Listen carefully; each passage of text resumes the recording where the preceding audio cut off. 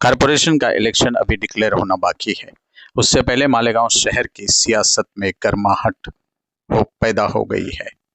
इस्लाम party के कौमी सदर नवीद खतीब और साबिक एमएलए आसिफ शेख रशीद ने कांग्रेस पार्टी और एमआईएम को एक जोर का झटका दिया है। इमरान राशिद, जो जाने माने पत्रकार, अदीब और शायर है, उन्होंने इस्लाम पार्टी में शमूलियत इख्तियार कर दी। उसी के साथ हुसैन अंसारी, जो पिछले कई सालों से एमआईएम के रुकन थे, एमआईएम के जिम्मेदार थे और एमआईएम के एमएलए मुफ्ती इस्माइल कासमी का सभी काम संभालने का काम जो करते थे। पिछले इलेक्शन में उन्होंने एक बहुत बड़ा किरदार अदा किया था और इस बार भी मुफ्ती इस्माइल की कामयाबी में उनका एक अहम किरदार था, मगर उन्होंने अपनी पार्टी को छोड़कर इस्लाम पार्टी का हाथ थाम लिया और हाथ थामते वक्त उन्होंने कहा कि एमएलए मुफ्ती इस्माइल कासमी बुज़दिल एमएलए है, जो काम करना नहीं जानते और किसी को काम करने भी नहीं देते, इसलिए मैंने उनकी पार्टी का साथ छोड़ दिया। इमरान राशिद ने कहा कि मैंने इस शहर में देखा मसाइल का अंबार लगा हुआ है, सोसाइटी सर पर बैठी हुई है और बहुत से मसाइल है, मगर नुमाइंदा जिसे आगे आना चाहिए वो आगे आकर काम नहीं कर रहा। इसलिए मैंने अपनी पार्टी को छोड़कर आसिफ शेख रशीद के इस्लाम पार्टी में शमूलियत इख्तियार की और आगे मैं इसी पार्टी में रहूँगा और आसिफ शेख के साथ काम करूँगा।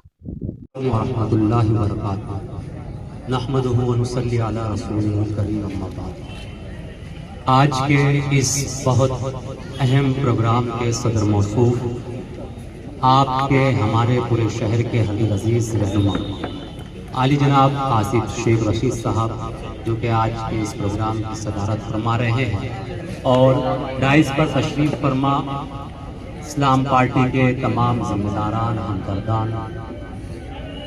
कुछ बातें ऐसी होती हैं जिनको समझने के लिए वक्त दरकार होता है, और फिर एक वक्त ऐसा आता है कि इंसान वो बात समझ लेता है और उस बात को समझने के बाद वो अपना कोई पुख्ता फैसला करता है। शायर ने कहा कि करीब आओ तो शायद हमें समझ लोगे, ये फासले तो गलत फहमियां बढ़ाते हैं।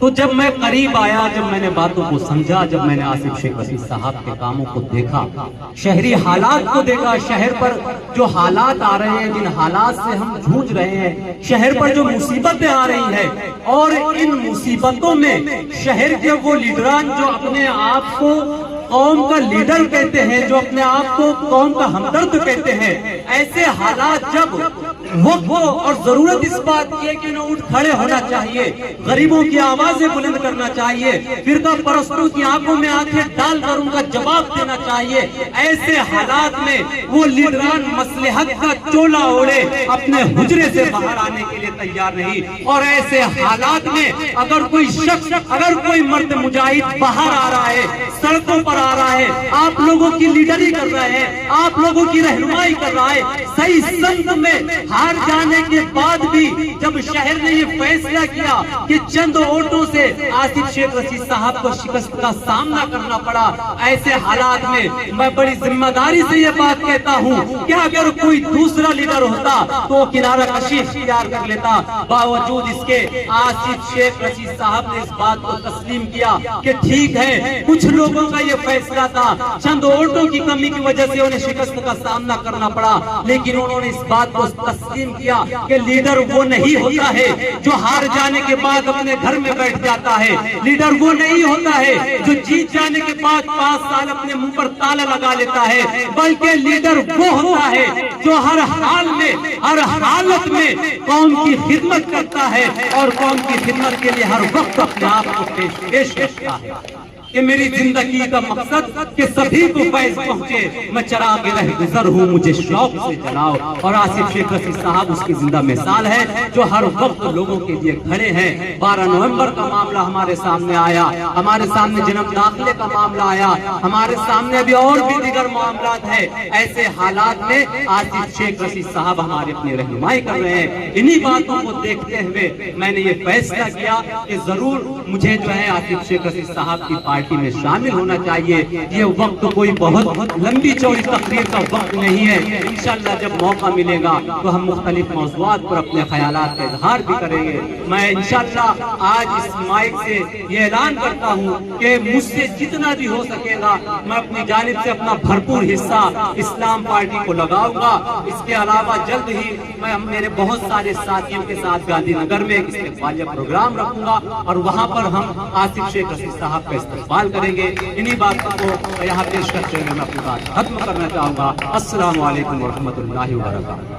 आज जुड़ी, जिसकी सबसे बड़ी वजह अभी इमरान राशिद साहब ने आप लोगों के सामने बता दिया कि आसिफ साहब सिर्फ इतने कम वोटों से हारने के बाद भी आज पूरे शहर पर छाए हुए हैं और लोगों के दिल में उतर चुके हैं।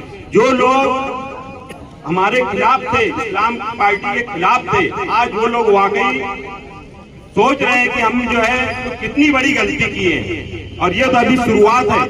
इंशाअल्लाह आगे देखिए कितने लोग हमारी अपनी पार्टी के साथ जुड़ेंगे और जुड़ने की वजह सिर्फ और सिर्फ आसिफ साहब की जो नुमाइंदगी है सिर्फ ये है।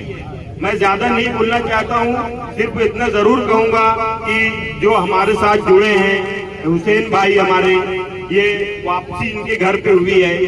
पहले हमारे साथ थे लेकिन कुछ गलत फहमियां की वजह से दूर हो गए थे, लेकिन अल्लाह का शुक्र है वो वापस अपने घर आ गए हैं। हम उनका तहे दिल से बहुत बहुत इस्लाम पार्टी की जानिब से इस्तेकबाल करते हैं। उनके साथ साथ इमरान राशिद साहब, आप लोग इनको न्यूज पर देखे, एक सच्चे ये न्यूज मेकर है। ये आप उनको बहुत जगह देखेंगे, हर जगह सच्चाई का सामना करते हैं, सच्चाई पेश करने वाले शख्स। और इतनी बड़ी शख्सियत हमारे साथ जुड़ी, ये भी हमारी इस्लाम पार्टी के लिए बहुत बड़ी बात है।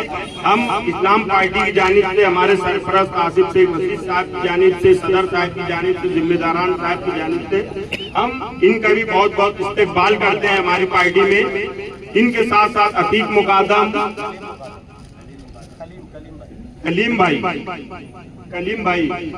हाँ सलीम भाई हमारे सोशल मीडिया के किंग माने जाते हैं। इनका भी हम बहुत दिल की गहराइयों से इस्तेकबाल करते हैं। शेख साहब मेरे साथ आज जो शमूलियत की है, मोहित कुरैशी साहब, मुख्तार ठेकेदार साहब, अतीक मुकादम साहब और कलीम मुकादम साहब, और मेरे बड़ी करीबी दोस्त मोहम्मद कासिम चमड़े वाले साहब, खलील भाई और जितने सारे साथी आज मेरे साथ आए हैं, मैं यकीन दिलाता हूँ उनको कि मैं आसिफ शेख साहब के साथ अगर आया हूँ, शेख रशीद साहब के साथ, तो बहुत सोच समझ करके आया हूँ। इंशाल्लाह शेख आसिफ साहब मुझको निराश नहीं करेंगे और मैं आप लोग को निराश नहीं करूँ इंशाल्लाह। बोलना तो बहुत कुछ है लेकिन आज हालात नहीं है और मौका नहीं है शायद। मैं पार्टी क्यों छोड़ा, बस वो दो लफ्ज़ बोल करके मैं अपनी बात इंशाल्लाह खत्म करूंगा।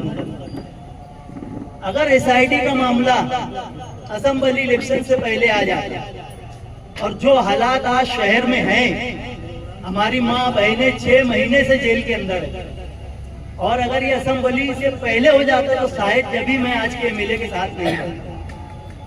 जो उनके अंदर कमजोरी है, जो उनकी आदतें हैं, उससे तो मैं वाकिफ था, लेकिन इतने ज्यादा वो बुज़दिल होंगे मैंने कभी सोचा नहीं था कि जब हमारी माँ बहनों की बात की आएगी तो वो बाहर नहीं आएंगे। जब आज 6 महीने से आज हमारे घर का अगर एक आदमी जेल में होता है, पूरी खानदान की नींद साहब हराम हो जाती है। आज हमारे शहर की माँ बहनें जो है 6-6 महीने से, और वो आदमी के एक भी ऐसे पल का एहसास नहीं है कि उनकी फैमिली या उनकी खानदान वालों के ऊपर क्या गुजर रही हो। जब मैंने 6 महीने में ये हालात देखे, हालात तो मैं तुरंत ही देख रहा था। जब पहली बार मेरे सुमैया मालेगांव आ रहे थे तो मैंने आज के MLA को बोला कि मुफ्ती साहब वो कोई पद अधिकारी नहीं है, वो एक आम आदमी है। अपन गेट पर खड़े रहेंगे और उसको बोलेंगे कि तू कैसे पेपर चेक करने के लिए आया है, तो उनके साथ एक पेंडुल रहता, पेंडुल इतना ही बड़ा है वो बोलता कि 1,00,000 वोट तो बोले उनको भी मिली ना। तो मैं बोला भैया जीत के तो अपन आए ना, जिम्मेदारी किसकी है, अपनी है कि उनकी है। लेकिन वो कम बुज़दिल है, उनके आसपास के लोग उनको और ज्यादा बुज़दिल बना देते। 2 लफ्ज़ बोल करके मैं अपनी बात खत्म करूंगा। SIT का मामला हुआ, जिस तरीके से आसिफ शेख साहब ने पूरे शहर में जो लोगों की मदद की, जबकि इनका कोई राइट नहीं था। ये चाहते तो छोड़ देते, अक्सर लोग इलेक्शन हारते ना भैया, 2-2 साल दिखते उठते नहीं है ना। लेकिन आसिफ साहब ने अगले ही 8-10 दिन से वापस अपने लोगों में आ गए, और जो शहर के लिए वो काम करते, उनका जो मिजाज है, उनके वालिद साहब और मेरे उस्ताद शेख रशीद साहब ने जो हमको सिखाया है, बिल्कुल उसके वही रास्ते पे वो चले। जब मैंने हालात देखा, जैसे घर में बाप नहीं होता तो पूरा घर यतीम लगता है। शहर में अगर कमजोर MLA है तो पूरा शहर यतीम है। यतीम का जैसा ये शहर हो गया है। पूरे शहर की उम्मीदें जो है वो शेख आसिफ साहब की तरफ लगी हुई है। सारे लोग की नजरें जो है शेख आसिफ साहब की तरफ देख रही है, और कहीं ना कहीं अल्लाह के फजल करम से वो हर एक कोशिश कर रहे हैं जो वो कर सकते। और मैं समझता अल्लाह की तरफ से कोई बात होगी। 162 वोट कोई मायने नहीं रखती। शहर के लोग तो हारे हुए आमदार के साथ वैसी संख्या नहीं है जैसी हारने के बाद शेख आसिफ साहब के साथ लोग जुटे हुए हैं। ये कोई मैं बनावटी बात नहीं बोल रहा हूँ, ये पूरे शहर के लोग देखते हैं। और मैं शहर के लोग से आज एक बात बताना चाहता हूँ अपने दिल की, कि मैं भी उनके साथ जो काम किया, असेंबली इलेक्शन में जिस हालात में लड़ा, जैसे लड़ा, मीडिया के लोग यहाँ बैठे हुए वो जानते हैं। मुझे नहीं मालूम था कि इतनी जल्दी ऐसे हालात बन जाएंगे, वो आदमी इतनी जल्दी हथियार डाल देगा। अच्छा, सामना करने से पहले हथियार डाल देगा। लेकिन शहर के लोग को मैं अपनी 2 बात बोल करके अपनी बात खत्म करता हूँ कि शहर के लोग, उनसे कोई उम्मीद मत रखना। उम्मीद उससे रखी जाती है जो कोई कोशिश करता है। ये आदमी कोशिश भी नहीं करता है। 2 जुमला मैं बोलूंगा ऐसा कि आदमी सबसे पहले अपनी फैमिली के बारे में सोचता, अपने पड़ोस के बारे में सोचता, अपने मोहल्ले के बारे में सोचता, बाद में अपने शहर के बारे में सोचता। लेकिन आज के जो हमारे MLA ये इतने नाकारा है कि इन्होंने अपने राजकारण के लिए, अपनी सियासत के लिए 2007 से इन्होंने अपनी बहन का इस्तेमाल किया। निकाह नहीं हुआ, ये शरीयत की बात करते, ये इस्लाम की बात करते। शुरुआत कहाँ से होती? हमेशा शेख रशीद साहब एक बात बोला करते थे, इस्लाह करने को अपने घर से करो। और जो लोग उनके साथ जुड़े हुए तो ये बात को जानते हैं। जो आदमी ने अपनी बहन का निकाह नहीं किया, कि आगे अगर कोई शोहर कैसा मिलके इसको कैसा नहीं, मेरा प्रचार कौन करेगा? अपने प्रचार के लिए उन्होंने अपनी बहन का भी इस्तेमाल किया।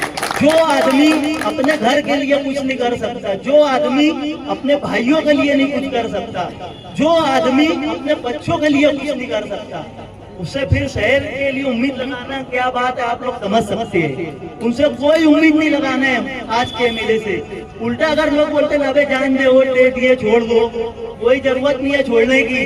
अगर हमारे यहाँ एक आदमी होता है, उसको कोई जवाबदारी नहीं देते, जवाबदारी देते अगर वो निभाता नहीं शायद, तो उसको लोग पकड़ते ना। आज अगर कच्चे एरियो में तकलीफ है, कच्चे एरिया के लोग जाओ और उनके घर का घेराव करो। उनकी बाजू वाली गली का साहब काम चालू था, बाजू वाली गली के लोग आगे 3 घंटे बैठे घर के सामने, पूरे शहर की बात को जान दो। और कुछ लोग तो गालियां दे करके गए। इससे ज्यादा खराब बात हो नहीं सकती। उनकी जगह अगर कोई होता तो उसी दिन इस्तीफा दे देगा। बोलना बहुत कुछ है, आगे इलेक्शन डिक्लेयर होएगा, बड़े मन से लगेंगे। आसिफ साहब के मशवरे से इंशाअल्लाह फिर आगे और बातें होंगी। अस्सलाम वालेकुम।